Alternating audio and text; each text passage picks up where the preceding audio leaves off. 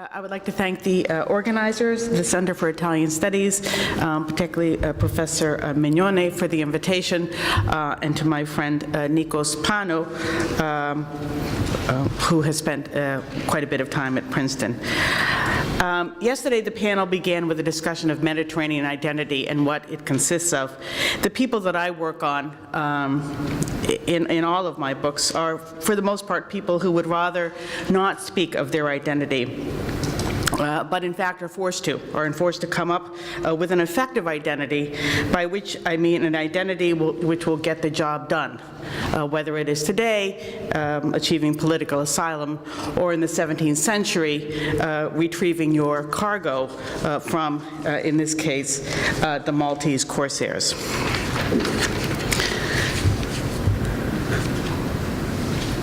Okay, so this is from Anne Brogini's massive study of Malta, and my focus is on the cities of, I just realized I should get my pointer out, the cities of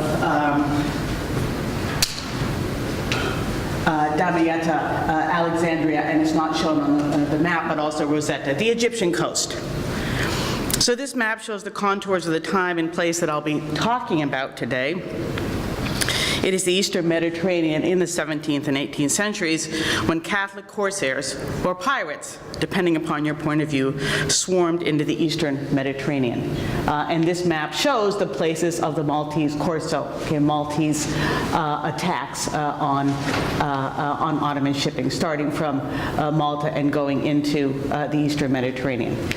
As you can see, they're all over the place. These are the principal places, so the Egyptian coastline was a major venue. So it's in this period when Catholic corsairs or pirates swarmed into the Eastern Mediterranean, and the most formidable of these were the Knights of St. John on Malta, both the knights themselves and those who paid to fly their flag. This was the distinction between the public and the private corso. Now, Catholic corsairs may need a bit of an introduction, first because when we think of the global age of piracy, as the 17th century is often called, it is most common to think of the Indian Ocean and especially the Atlantic world. When the Mediterranean is included, the focus is usually on North African corsairs, the group known often as the Barbary corsairs. Catholic corsairing takes off after 1570, the Ottoman defeat at Lepanto in today's mainland Greece, after which point the Ottomans no longer regularly patrolled the Eastern Mediterranean. At that point, in the words of a recent and exhaustive study of Malta in this period, from where I get this map, quote, Malta became a veritable corsair state and was without a doubt the benchmark for Christian corsairing, just as Algiers and Tunis symbolized Barbary corsairing, end quote.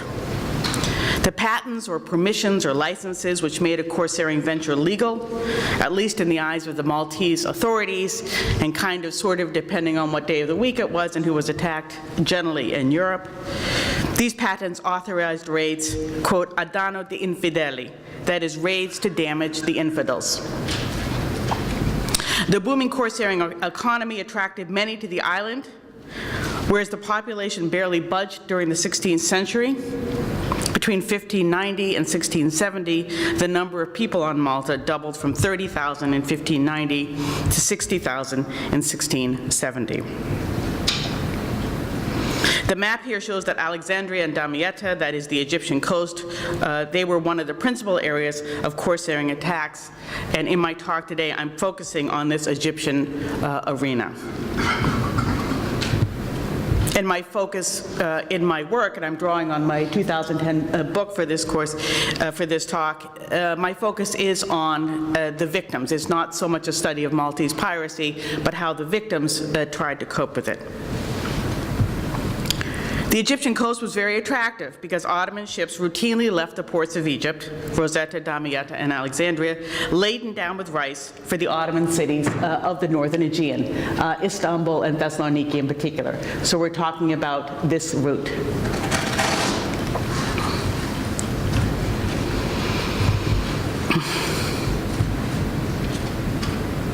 They were laden down with rice for Thessaloniki and especially Istanbul, where the palace's appetite for rice was boundless. Rice was a valuable commodity, and as a stolen cargo, it was easy to dispose of, to sell. Let me take a minute to describe to you the world of Ottoman commerce in the Eastern Mediterranean in the 17th century, and what the eruption of Catholic piracy meant for those who were plying the waters between Egypt and Istanbul.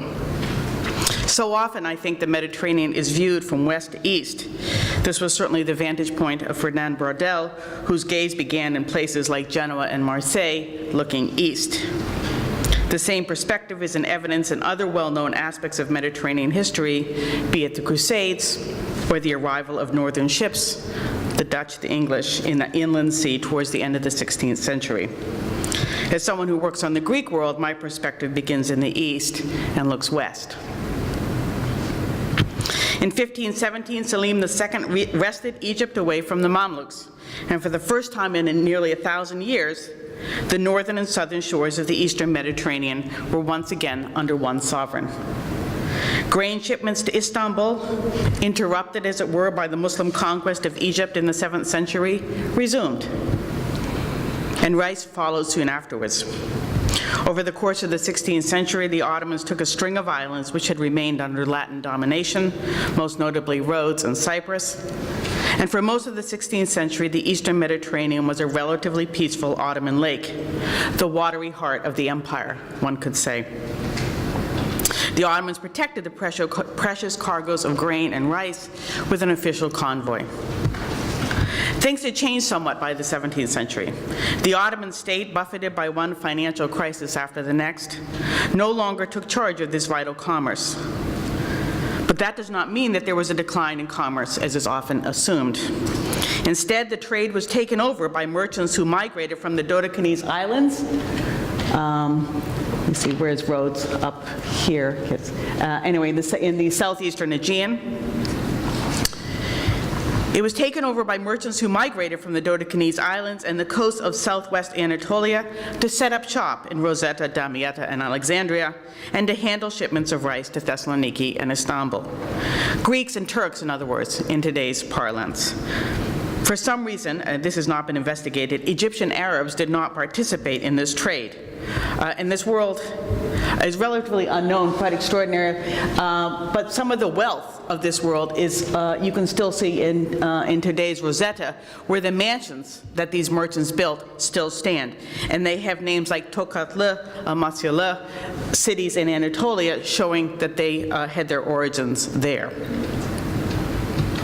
This migration from the Dodecanese and southwest Anatolia is almost entirely unknown in Mediterranean history, overshadowed as it has been by international migration to Alexandria in the 19th century. This is an earlier wave of migration to the Egyptian coast.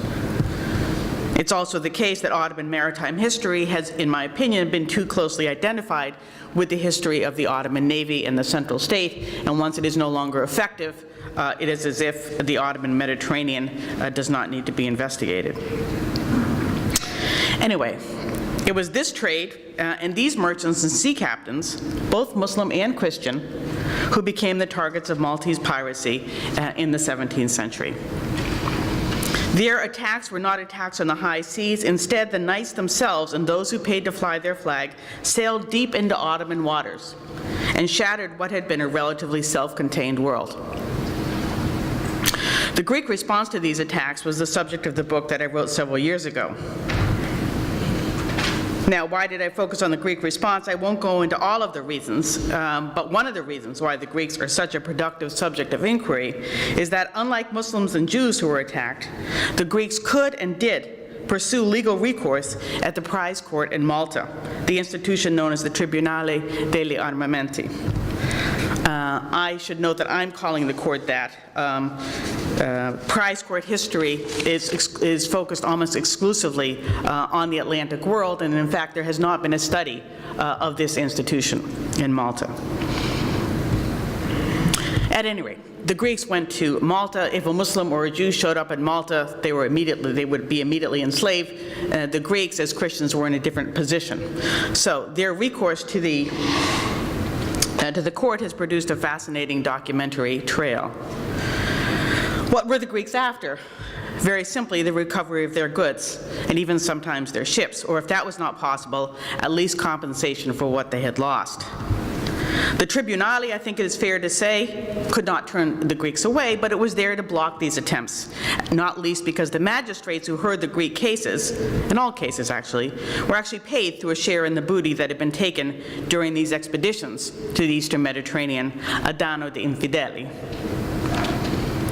The question may well arise, why were the Maltese attacking Christians? After all, Christians were not infidels. Suffice it to say here that the Maltese had all sorts of ways of suggesting that the Greeks, although Christians, were legitimate targets. For instance, they might say that the ship was secretly owned by a Muslim. Like any prize court, the Tribunale had rules of what was considered legal prize, buona preda.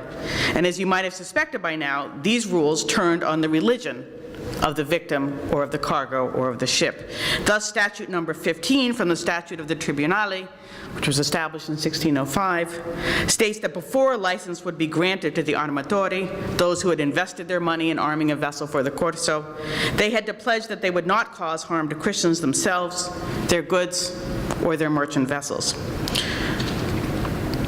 Nor would they attack infidels who could show authentic safe conducts issued by either the Grand Master of the order or other Christian princes. They also had to swear that they would not injure any Christian vessel carrying goods belonging to Christians. Now, the record shows, unsurprisingly, that these rules were observed more in the breach. But they were significant nevertheless, and this is the point I want to focus on today. As I mentioned earlier, in carrying out their attacks, the knights were sailing deep into Ottoman waters. Yet the rules of the Tribunale, combined with the Greek response, served to elevate and instantiate the claims of Christian sovereignty over the waters of the Eastern Mediterranean, thus transforming what had been an Ottoman lake into something rather different. It was also a place where locals found that they had to prove their identity to European standards or become objects of suspicion, and this attitude endured. Let me read a quote from the late 18th century during the Napoleonic Wars.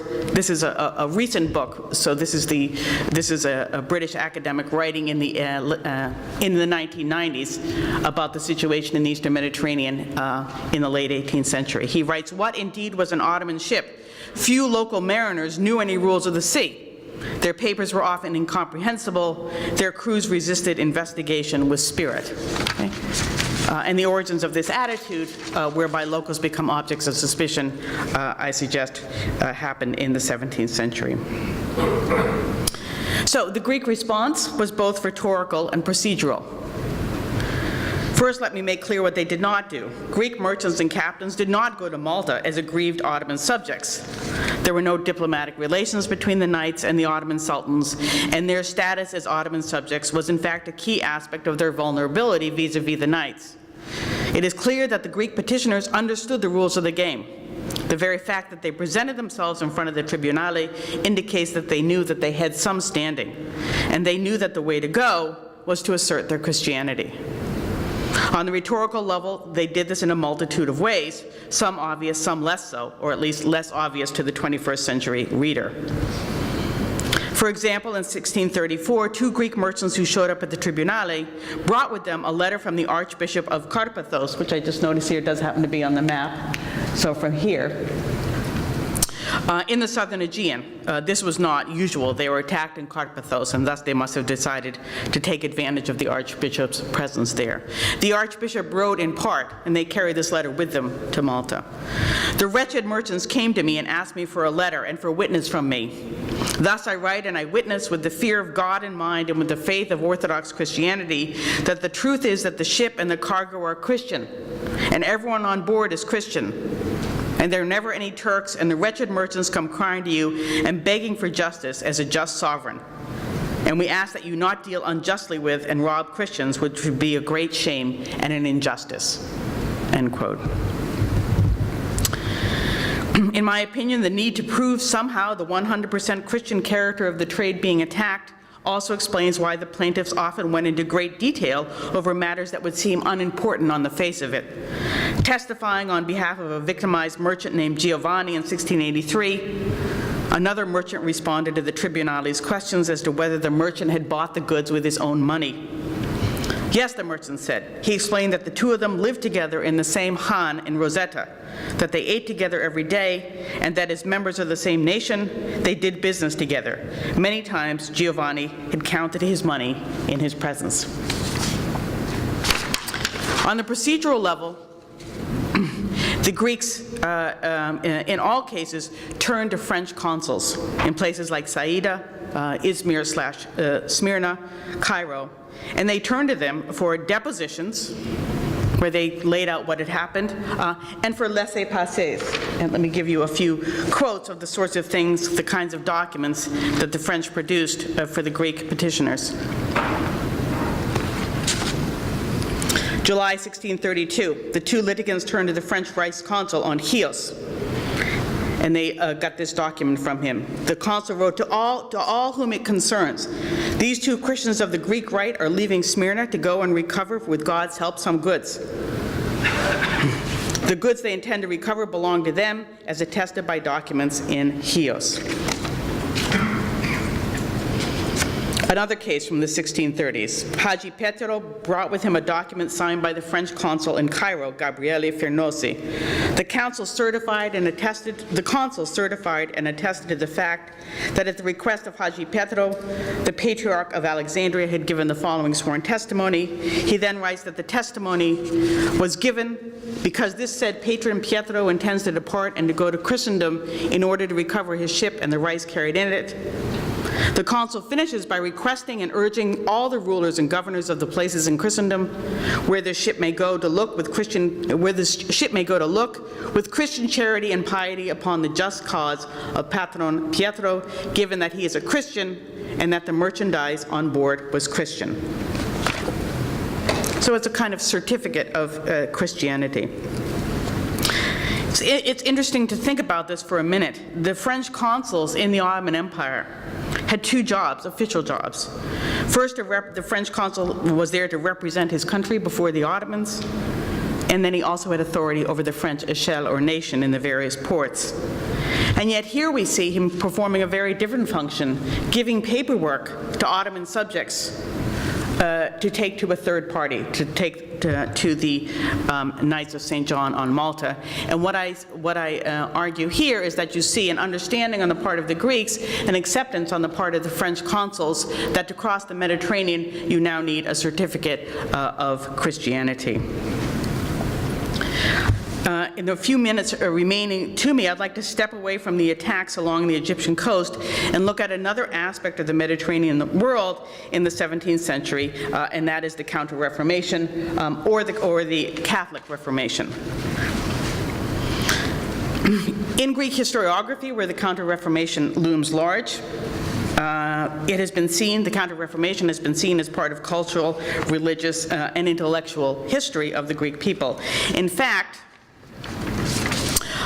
it intersects as well with commerce, piracy, and the larger issue of mobility in the Eastern Mediterranean for Ottoman subjects that I've been discussing.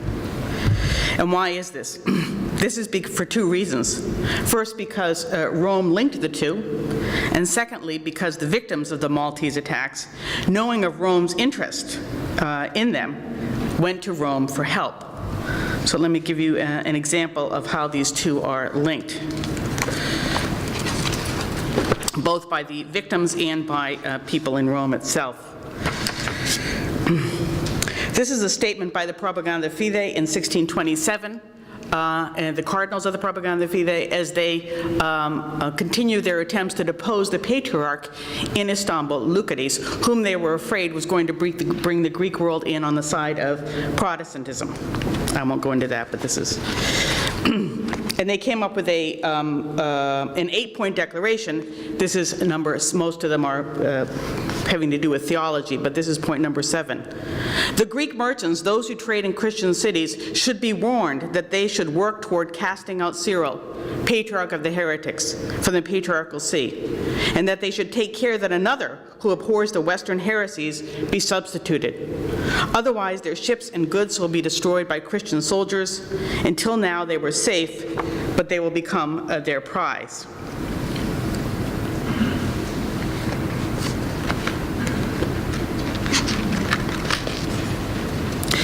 We see this in correspondence between the papal authorities and the inquisitor in Malta. The inquisitor, Francesco Barberini, writes in 1635 to Chigi, the inquisitor in Malta, that a certain knight has taken goods from 3 Greek merchants named Luca, Constantino, and Nicolo from Thessaloniki. And Barberini tells Chigi that he should ensure the return of their goods, since the new patriarch seemed to hold the Catholic Church in great esteem. Okay, Lucaris has now been deposed. If we return these goods, he continued, the patriarch will be pleased with them and not with the English and Dutch heretics.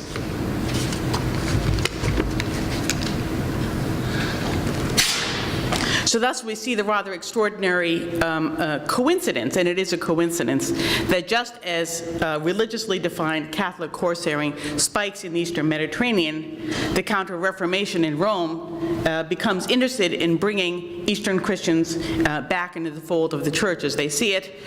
The Church links these two things, and the petitioners themselves are well aware of Rome's interest in them and use that interest to try and obtain justice for the things they're suffering in the Eastern Mediterranean. At the same time, be careful what you wish for, because what the Vatican also has to contend with is the difficulty of figuring out who these people are that are coming from the Eastern Mediterranean. So you have a string of petitioners. Bernard Haberger's work on Arab Christians in the 17th and 18th century has shown that the vast majority of claims to the Vatican by people claiming to be Catholic have to do with commerce. These people show up and say, I've converted, you should help me. And then somebody else comes 2 months later and says, you know, that person who showed up, they didn't really convert, it's a fake conversion, and you should help me instead. To my mind, the similarities with today are quite remarkable. There is a Western intrusion into the Eastern Mediterranean, which creates a stream of, today, refugees or migrants, in this case, petitioners to Rome. And even today, we have in Europe a small number of the migrants converting to Christianity. And then the West struggles to find a satisfactory way of establishing identity to deal with the people that approach them. Thank you very much.